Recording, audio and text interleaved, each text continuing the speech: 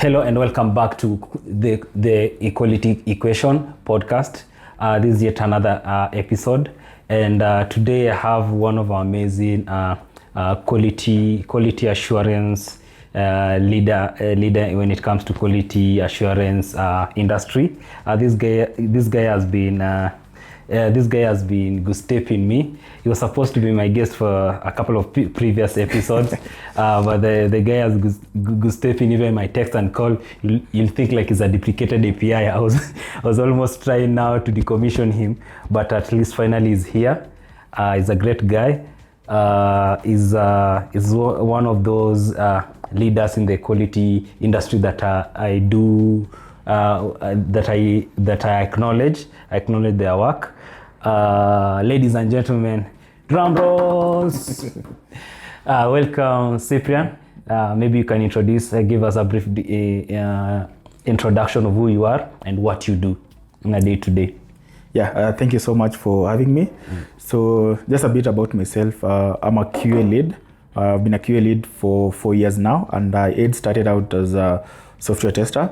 So I've been in the quality team for over 6 years now, and I've really helped teams build the quality culture and coming up with a dynamic team that preserves the quality culture and maybe creating a product excellence. So so glad to have this conversation today. So I'll be looking forward to engage you more and creating that light on, or maybe shining some light on the quality culture. Thank you. Now that thank you even for introducing quality culture, because the topic today we want to discuss about building the quality culture. So maybe in one sentence, what is quality culture? How will you define quality culture in your own words? Yeah, from experience. I love quality and I love culture. Oh, okay. So quality is more of product excellence, okay, while culture is a mindset. Yes. So the culture bit is what promotes the quality. Okay. So if you have a good culture, you'll end up creating the product excellent, which is quality. Yes. Yeah. So what I'm picking from what you're saying is that culture builds quality. Exactly. So in short, this is a process. So how is now this process look like? So if I bounce back to culture, normally the way the QA exists is you have some compliance to maybe ensure that you follow through, and you see, driving to quality, it doesn't take like following step by step. It needs that an extra eye, an extra mind, some more observation, like going outside the box. So this culture mentality is you creating that mindset, like maybe ensuring that in your team, quality is not something that is owned by the QA team. Quality is something that is being owned by entire team. The entire team. Everyone's responsibility. We have the QA team, you have the developers, you have the product managers, you have the stakeholders. All these teams, when they feel that ownership of quality, that's when you come up with a product excellence. Okay. So maybe for someone who is starting, what you're trying to say is that someone should not look at software quality or product quality from an angle that maybe I'm a QA engineer or I'm a software test engineer, but look at it holistically, that even as a developer, you should have developed intrinsically in yourself that you now you have to possess the quality mindset in yourself, and that's how you'll fit into a culture. Exactly. So how is your team like, or from experience now that you said you have been in the quality industry or quality culture for about how long? 4 years. 4 years. Leading a quality team. So leading a quality team. So in your 4 years experience, how is it like? How have you managed your team, or how have you developed your team now to meet the standards that you call now that delivers the quality the product excellence? Because being a lead in a quality team, or rather leading a quality team for 4 years, it means that it must be that you have meeting a certain KPIs or some certain standards for that long. Yeah. It can't be that you'll be dropping the ball along the way, right? True. Yeah. So maybe you can just take us through that journey. Yeah. How is it like? Because I know now that you've mentioned even developers are part of a quality team, it means now I'm sure you have seen these memes on TikTok and Twitter where it look like developers and QA engineers are enemies. Yeah. Actually, in my team, I have both developers and QA team. I have 6 developers and around 35 QAs. Damn. So I lead a team of 41. Damn. So and what has been working is the culture that we create in the team.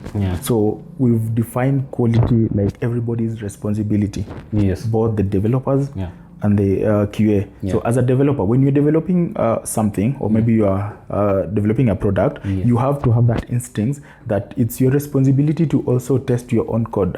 It's not just like you develop them, throw it to the QA team for them to now start testing. So for us, the testing starts from the beginning of, let's say, the first line of code, or maybe the requirement phase.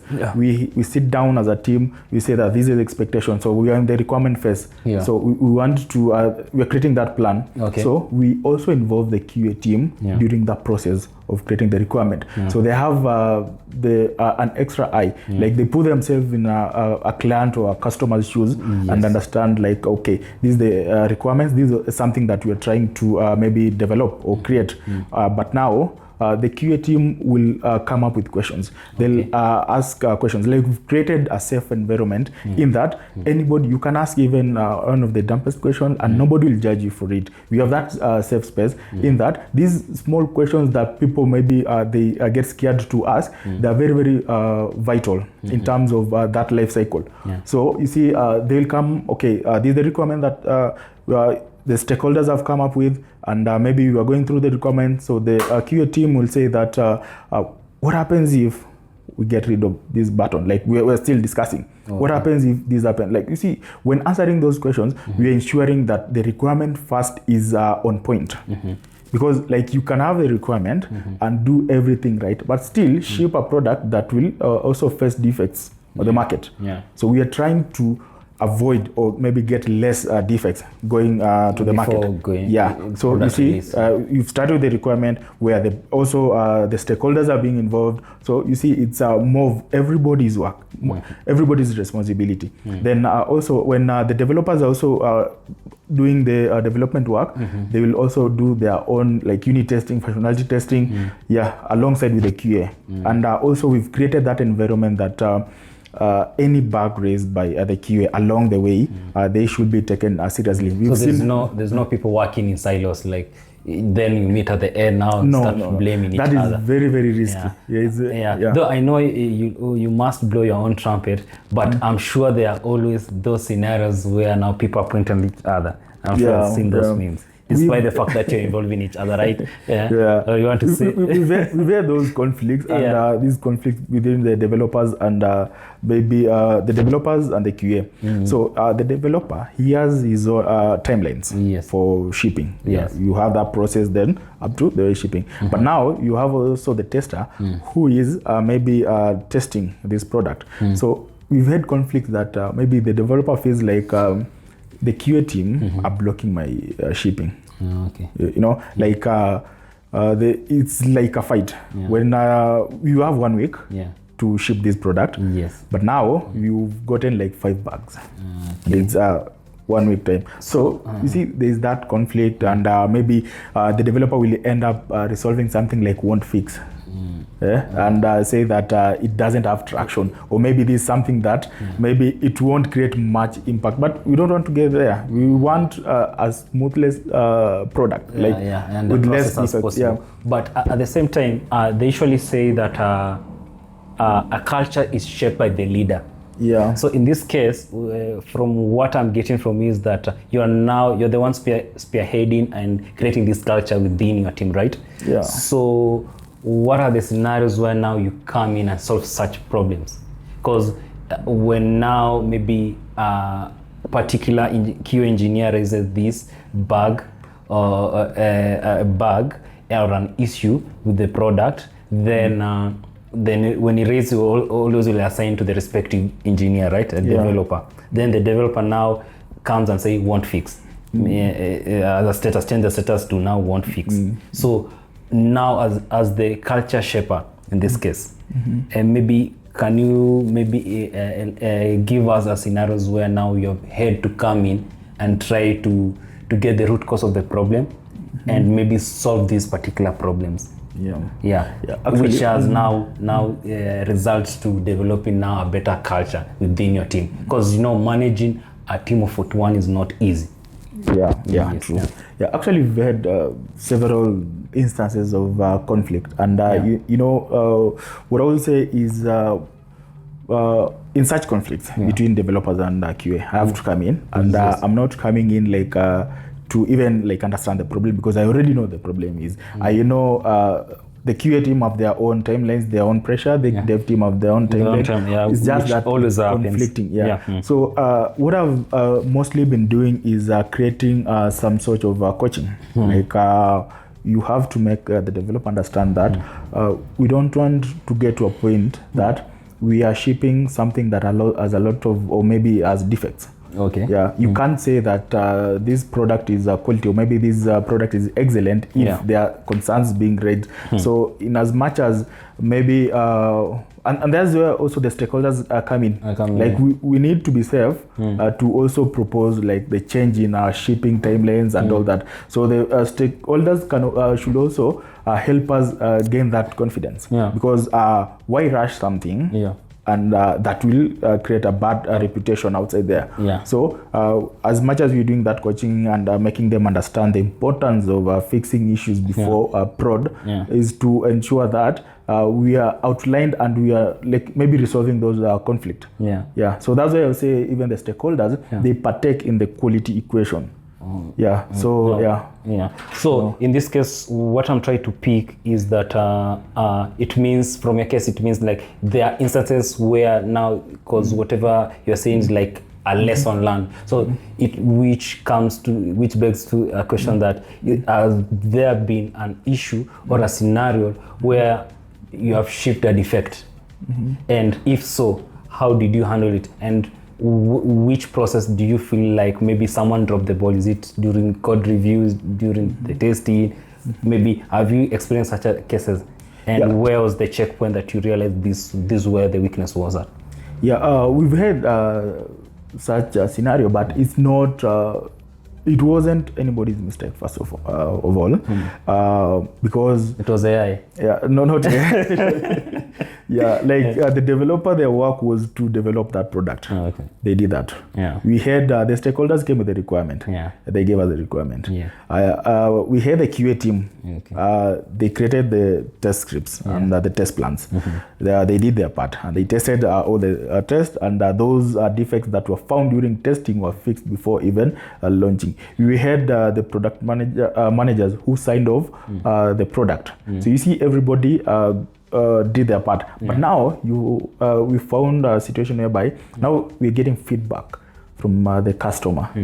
So and this feedback is like maybe a certain button is not very responsive, or maybe or rather if I click here, I'm supposed to be taken to this point, but I'm not. That's not what's happening. So you see, that's a defect that has gone out. And we came back together, and we realized that the mistake that we did is we started testing the product after it's been completed. So and, was that during UAT, or at what particular point? So what I'm trying to understand is at what particular checkpoint did you now realize there's a defect? The defect was identified after. So it's even gone out.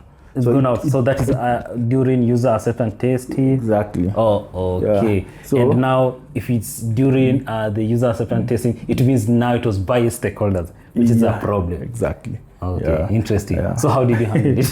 So we had like a meeting with the entire team and say like, let's re-strategize on how we do test. So you review the processes and the frameworks, how you are working with them. And also let's involve, let's strengthen the relationship between the developers and the QA. Like let's ensure that the initial stage, like the first thing is let's start with testing. Okay. Even if so in such incident, what did it reveal about the ownership of the team? Now, from that experience, what did you learn? And what was the revelation from that incident of the ownership of the team? Is it that you need to be thorough with the testing, or you need to be thorough with the requirements gathering process phase? Is it that during your code reviews, or is it with the before release while shipping? So from that incident, what revelation did you get? Yeah, what I got is we need to be thorough on the requirement phase, like the planning phase. Okay. We really need to be thorough with that, and we really need to absorb more feedback from the QA team at that particular level. Because you see, if it's something that we had created that design, we see that this is the flow of the product. This is how it will be happening. See, so such instance, the QA team would have even bring up or maybe raised that concern as early as that time, instead of leaving it to go to the market. Yeah. Okay. So also, just from the instances that you've described, what I'm picking is that yes, it's true that everyone owns the process, but at what point does now everyone or particular individuals own the outcome? Because from your incident, there was a problem during UAT. Stakeholders are like, hey, Cyprian, there's a problem. As per the requirements, this is what we have tested, and these are the results, and this is not what we had specified in our scope. So, and for such instances, I do understand that someone has to carry the cross. So who owns that outcome? Because at the end of the day, definitely me. So you're the one who carries the cross. Definitely me. Yeah. So you're the one who dropped the ball. Like, that particular day you are sleeping on the job. Even if it was the requirement issue, maybe something that the stakeholders have come up with the requirement. At the end of the day, they'll still point fingers on my side. And like how they expect me to even counter. Like you see, it's a situation whereby, okay, I've given you this requirement, it had some errors, why didn't you fix, or why didn't your QA team fix it before? And how do you handle scope creep with the developers? Because with scope creep, this is where also it leads and gives the leeway for errors to happen. Because when there's a changes in the scope, this is where maybe developers will just try maybe fix this feature quickly so that they can ship, and maybe you are running out of time, you have to meet the deadlines. Now even the QA team maybe might ask, how do you deal with that as a leader? Because everything, all the pipelines and the software process development passes through you. You're the one who approves before it goes to the developer team, before they pick it up, before you go to test and everything. How do you deal with that? Let me tell you something. You'll find yourself in a situation whereby you have to ship something on Tuesday, and it's completely impossible to ship that product error-free. Okay. Like you'll have to get to a point of a prioritization. So you prioritize on what to fix. Like you see, okay, these are the things that have maybe less impact, and these are critical things, because it's like impossible to fix everything before the shipping. And you see, most of the shipment days or maybe timelines is something that maybe you've communicated to the customers, and you don't want to go past that timeline. So you create a focus on priority, or maybe the critical features. Maybe you say that this that has less impact, we plan on fixing on the next release. Okay, interesting. And also what I've picked also from this conversation, just from how you describe what quality culture is, what I picked is that for you, quality is not a phase. It's something that is being owned, and it cuts across all the phases. That is from requirements engineering to shipping, testing, and maintenance, right? So what was that Pauline moment? When you are still Saul, then you turn to Paul. So what was your Pauline moment that now, this thing of waiting for QA to test and now treat it as quality has to stop, and we need to now treat quality and involve QAs from the beginning, from the requirements engineering phase up to the shipping phase. What triggered that? Or is just a culture in you, or is a standard in you?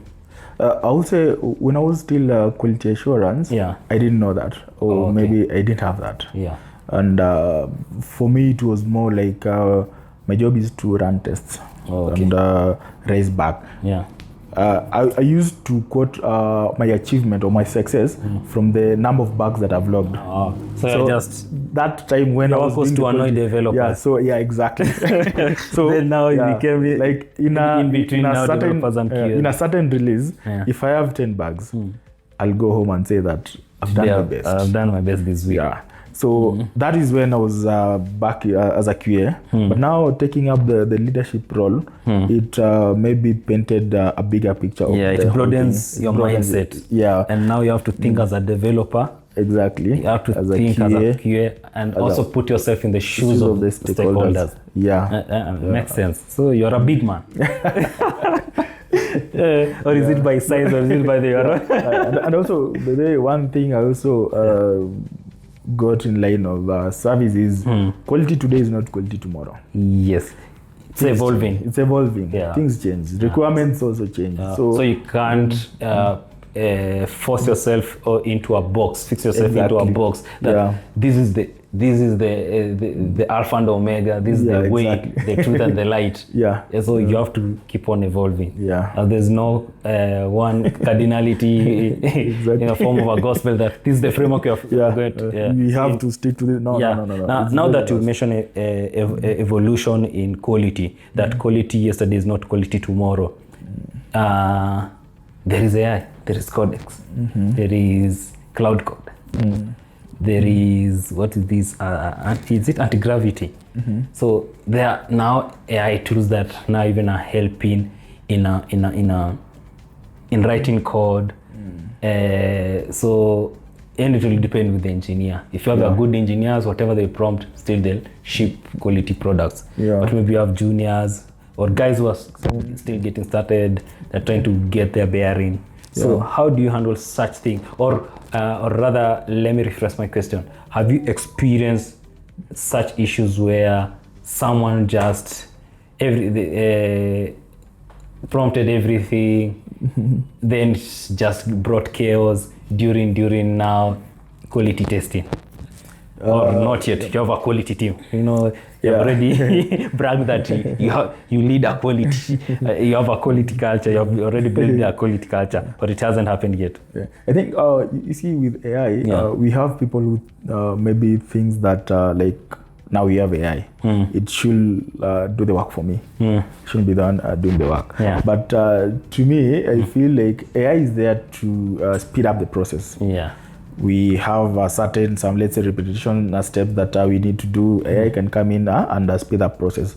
But you see, or maybe to answer your question, if I've encountered such scenario, yes, I've encountered. And these are things that maybe somebody is supposed to create a documentation, or rather, you need to come up with a PM spec. Or a dev spec. You go to AI, you tell the AI that I need ABCD. These are the requirements. Do your thing. Exactly. And these are the standards I want you to how to come up with the document or whatever it is. But we all know what the end goal for everything. AI will create something structured. It won't think about outline. What I'm thinking. It will just, the way you've prompted it is the way it will give you that thing. Garbage in, garbage out. Exactly.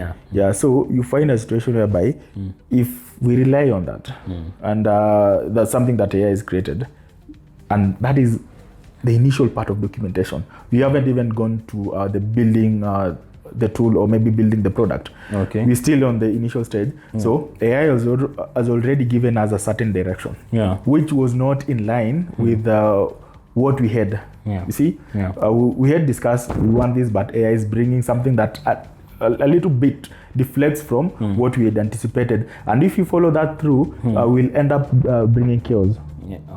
So to me, AI helps us speed up the process. It's more of a productivity tool. Exactly, but not have it entirely like now me as Cyprian, I say that I'll now fully use AI to manage the team.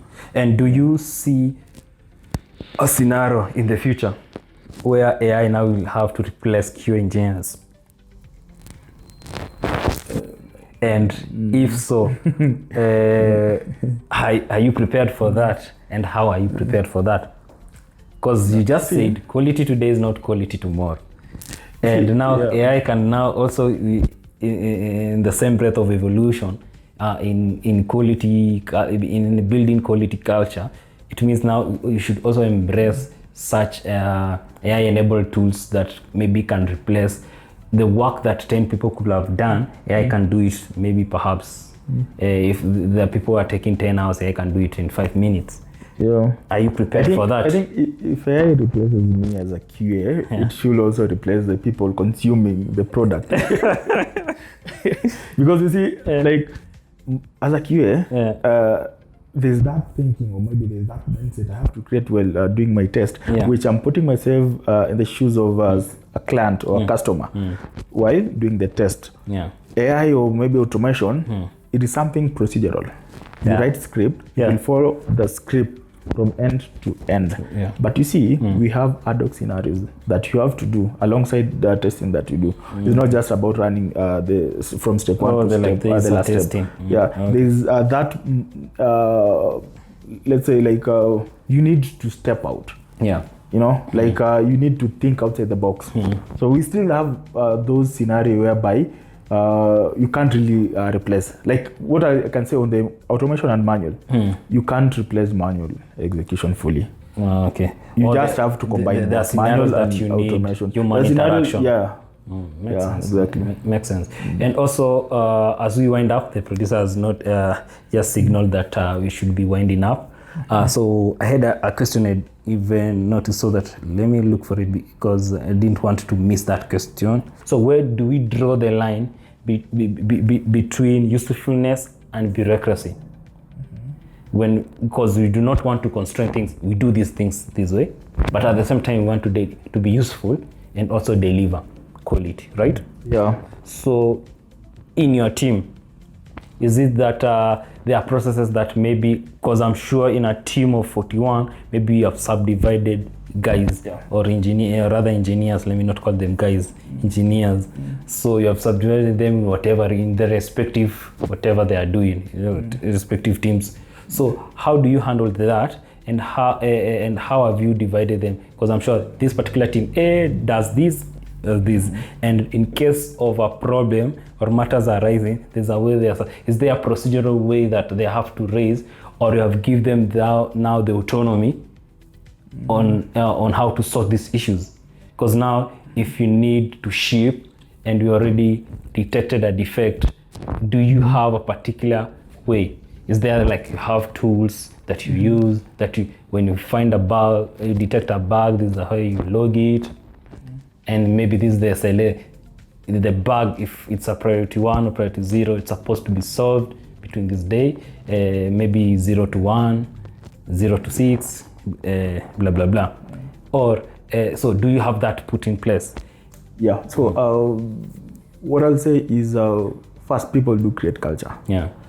And for instance, in my team, we've created a team dynamics, which is very powerful to ensure that we're not lagging or having any loopholes. But of course, while creating this team dynamic or maybe this team culture, we have to be compliant with everything on the organization. You have to understand that this is the current process expected by maybe the compliance team. This is what is expected, but this is how we need to maybe do, or maybe needs to operate for us to ensure that nothing is breaking. So we have a great team culture, and managing a team of 41, you can't, I can't be maybe working with each and every. You can't have the visibility of what. So that structure that we also created, we know who handles the job allocations, who handles the job execution, who handles the job reporting. So we have that dynamic in that everybody knows what they're supposed to do. So if you find an issue, a defect, you know who to report to, you know who to sign off that issue. And once you've signed it, we have somebody who knows okay, maybe the developer, they know what to go about that. Like you work on the fixing, create a pipeline and all the way. It's more of like the culture we've created is everybody knows what they're supposed to do. It's an adaptable culture. Exactly. I think I had a lot of questions, Cyprian, but it looks like the topic itself, we can't exhaust everything. So, but what I believe that maybe as we close, you'll give to our viewers and audience maybe your LinkedIn, where they can find you, how they can find you on LinkedIn, maybe be it on Twitter or email. So maybe those who have questions, we can continue this conversation offline, and also we can have the conversation also continuing even on the comment section on YouTube, on our YouTube channel. And by the way, to our viewers, remember that our wonderful episode, this episode has been sponsored by Technobrain, where Cyprian is a lead, a big man, big man Bazoo, leading a team of a huge team of 41, and he has built that what we call equality culture. So also I believe even at Technobrain, Technobrain have a wonderful test center. So also if you are a client watching, you can always reach out also to Technobrain if you're in need of a test center to be built, or you need consultancy when it comes to software quality testing, software quality assurance, software, or rather even just want consultancy on how to build a quality culture within your development team, in your firm, and in whichever industry vertical that you are in. So I've started developing some last question in our episode, Cyprian, and the last I have two questions before we call it a day. And so the first question is, I want to ask you is that what's the hill what's the hill you would die on in regards to building quality culture? What I'll die on? The hill you die on. That this is what you believe in regards to quality culture. If not, what's the hill you die on in regards to the philosophy in your life as an engineer and as a person? Because those two, I believe they match to who you are, even in your profession and career.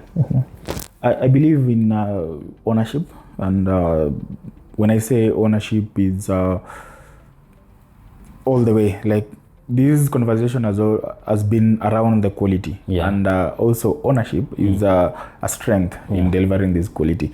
So ownership, I mean, from the QA team, you have to own your tests, you have to own the test plan that you create. Like you have to have that ownership. The developers, you have to have that ownership of your, let's say, product and all that, whatever you're developing. So ownership has always been let's say a strength in the team. We've really embraced that. Or maybe you have to own. I've drive that notion of ownership. But whether it's a bad outcome or a good outcome, own it. Exactly. So for developers, Cyprian is just attacking you. What Cyprian is trying to say is, developers, kindly own your bags. Issues will always be there. Or the comments, go after him. Nobody's perfect. I'm just a messenger. Then the last question, last but not least, the question will be, what's the one behavior you wish developers would adopt tomorrow? And tomorrow we mean the future. If you had asked me that as the first question before, everyone would say ownership. So, and that's why I asked the last. So again, developers, this guy has a beef with you. You know, so they'll come after you. Cyprian, asante sana for owning up this and owning our invite. As much as you have been good-stepping me for months, but I appreciate. And I think this... I'm ready to compensate with another podcast. Another episode. I'll appreciate. So we'll continue this conversation. This is just one of the many, because building quality culture is not a conversation you can have in 30 minutes. Exactly. So we'll keep having this, and maybe I'll invite you again and maybe you can be granular into building the quality culture topic so that we can tackle it for more time, so that hopefully next time our producer will give me more time so that we can delve more into this. So as we wind up, maybe where can our audience, someone who's interested, someone who's looking to get into software software quality, how can someone reach out to you, maybe help them, or someone who has a software team but needs your assistance, the consultancy from Technobrain? How can someone reach you out? So, for all my social medias, I use my official name, that's Cyprian Katana. For LinkedIn, it's Cyprian Katana. You can search me out, ping me anytime. For Instagram, I'm also available as Cyprian Katana. There, Facebook, as Cyprian Katana. You can also performing quality assurance on Instagram. Yeah. Okay. Exactly. Thank you. It's been your host, Bronson. Till next time, see you. Thanks.